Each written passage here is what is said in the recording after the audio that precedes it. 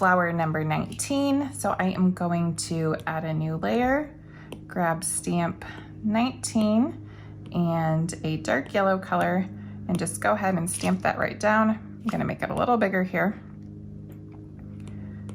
All right, now I am going to add in some of my details. So I'm going to add a new layer. I'm gonna grab my monoline brush and this dark green color.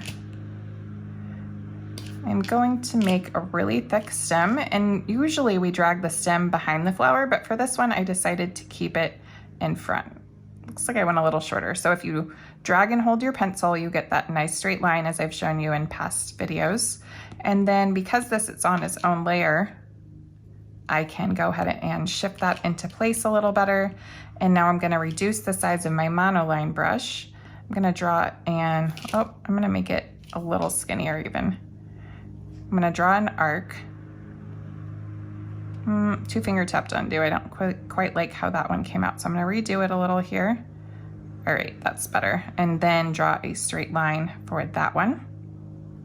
Now I'm going to add another new layer, and let's see, stamp number 28 is what I used. And back to the dark blue color. I'm gonna make that a little bigger.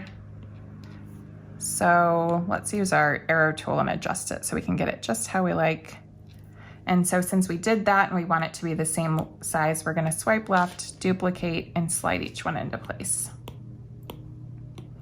So we'll do that until they're all complete. And we can go ahead and pinch those layers and merge them down and keep them on one layer. So again, we'll go ahead and add another new layer back to our monoline brush and white, and we want to just add a little dot in the top of each one of those, and we want it to fill the space pretty well, so I'm going to make it fairly large here and then just add a dot to each petal. And now for our little details. So we will add a new layer and tap and hold to drag it to the bottom. I am going to use a peachy color to draw my little lines. And then I'm gonna use navy and make my dots pretty big and exaggerated again. So 4 of those right on top. And then I'm just gonna add 3 little pink lines to each. So I'm already on my monoline, I'll grab my dark pink, and I also want this to be below this. So all I need to do is again, add a new layer, tap and hold to drag it to the bottom. And then I'm gonna make these pretty skinny. So I'm just gonna do 3 simple lines coming off each of those. A very folksy kind of look that this gives this floral. And that is it. So this time we've been merging down a lot. So this time we'll go back to grouping. So swipe left on every layer that's part of your floral and then tap group.